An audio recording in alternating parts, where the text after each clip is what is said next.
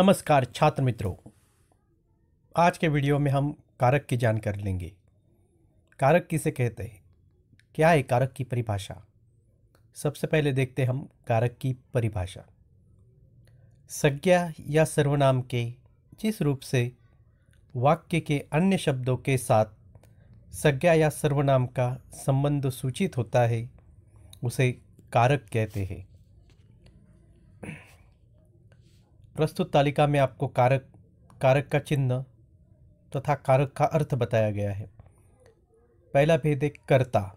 कर्ता कारक का चिन्ह है ने, या उसे विभक्ति भी कह सकते हैं या परसर्ग भी कह सकते हैं। तो कर्ता का परसर्ग या विभक्ति चिन्ह है ने। कर्ता से अर्थ होता है काम करने वाला। नंबर 2, कर्म कारक। कर्म कारक का चिन्ह होता है को। जिस पर कार्य का प्रभाव पड़े वो होता है कर्म कारक। नंबर 3, करण कारक। करण कारक का विभक्ति चिन्ह है से अथवा के द्वारा। जिसके द्वारा कर्ता काम करे उस साधन का यहाँ पर बोध होता है। चौथा भेद है संप्रदान कारक।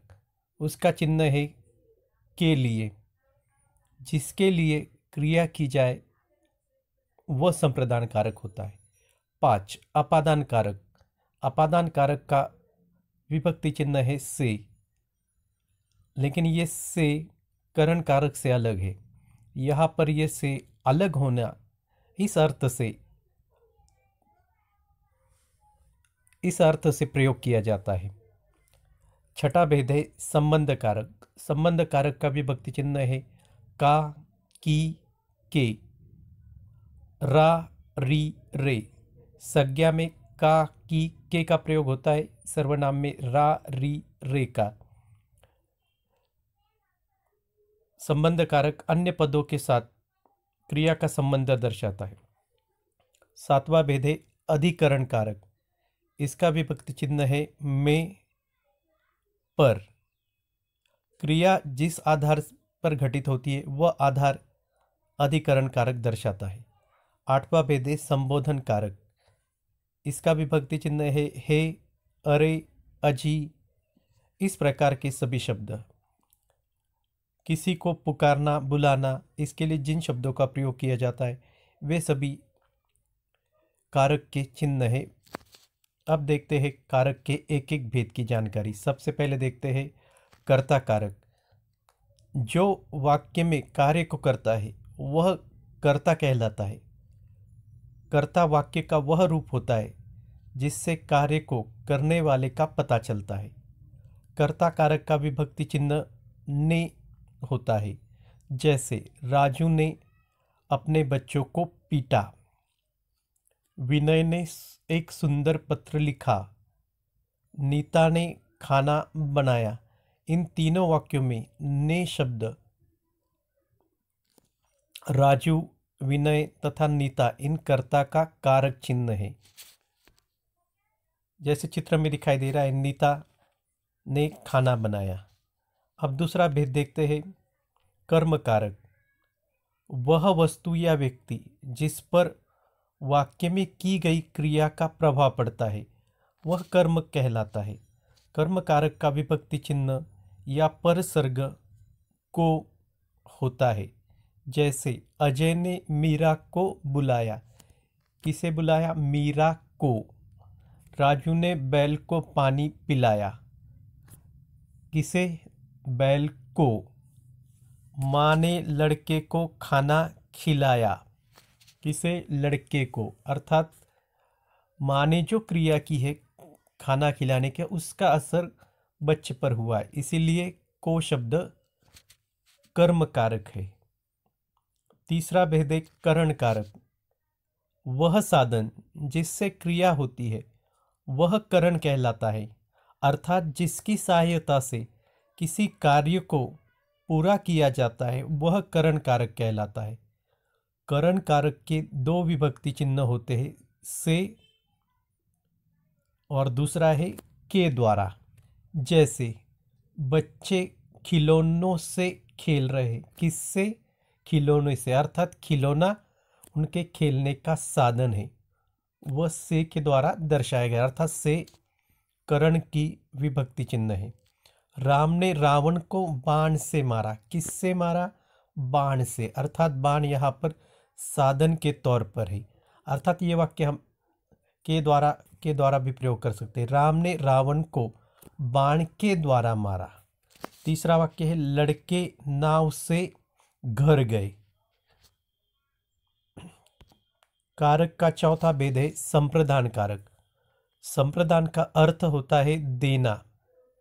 जब वाक्य में किसी को कुछ दिया जाए या किसी के लिए कुछ किया जाए तो वहाँ पर संप्रदान कारक होता है।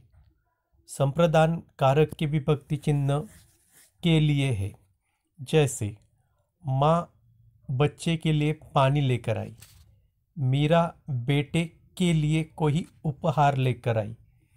किसके लिए? बेटे के लिए, अर्थात मीरा ने किसके लिए कार्य किया है? बेटे के लिए। माँ किसके लिए पानी लेकर आई? बच्चे के लिए, अर्थात माँ ने पानी लाने का जो कार्य किया है वो बच्चे के लिए किया है। ठीक है, तो इसका चित्र देखिए, मीरा बच्चे के लिए उपहार लेकर आई।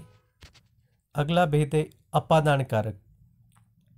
जब संज्ञा या सर्वनाम के किसी रूप से किन्हीं दो वस्तुओं के या व्यक्तियों के अलग होने का बोध होता है तब वह अपादान कारक होता है। अपादान कारक का विभक्ति चिन्ह भी से है, जैसे सांप बिल से बाहर निकल गया। 2, आसमान से बिजली गिरती है, अर्थात बिजली आसमान से अलग हो रही है, या पहले वाक्य में सांप बिल से अलग हो रहा है। तीसरा वाक्य देखिए, पेड़ से पत्ता गिर गया, यहाँ पर पत्ता पेड़ से अलग हो रहा है, इसीलिए यह अपादान कारक है। कारक का छठा भेद है संबंध कारक। संज्ञा या सर्वनाम का वह रूप जो हमें किन्हीं दो वस्तुओं के बीच का संबंध का बोध कराता है वह संबंध कारक कहलाता है। संबंध कारक के विभक्ति चिन्ह का, के, की, रा, रे, री आदि है। जैसे हमने शुरू में कहा था, जब संज्ञा का प्रयोग किया जाता है वाक्य में तो विभक्ति के रूप में का, की, के का प्रयोग होता है। जब संज्ञा के बजाय सर्वनाम का प्रयोग किया जाता है तब बहुत बार रा, री, रे आदि का प्रयोग होता है। जैसे वह राज का बेटा है, यह दिनेश की बहन है, यह राजू का घर है। अगला भेद है अधिकरण कारक। अधिकरण का अर्थ होता है आश्रय। संज्ञा का वह रूप जिससे क्रिया के आधार का बोध हो उसे अधिकरण कारक कहा जाता है। अधिकरण की विभक्ति में और पर है। जैसे महाभारत का युद्ध कुरुक्षेत्र में हुआ था। फ्रिज में सेब रखा हुआ है, कहाँ रखा हुआ है? फ्रिज में, अर्थात फ्रिज सेब रखने का साधन है, आश्रय है। वह पहाड़ों के बीच में घूम रहा है। अगला भेद देखिए, आखिरी भेद संबोधन कारक। संज्ञा या सर्वनाम का वह रूप जिससे किसी को बुलाने, पुकारने या बोलने का बोध होता है वह संबोधन कारक कहलाता है। संबोधन कारक की पहचान करने के लिए विस्मयादिबोधक चिन्ह लगाया जाता है। संबोधन कारक के विभक्ति चिन्ह है अरे, हे, अजी, बाप रे, अरे रे आदि। जैसे हे ईश्वर इन सभी नादानों को माफ करना। अगला वाक्य, अरे यह कितना बड़ा हो गया। आखिरी वाक्य, अरे बच्चों पढ़ाई करो।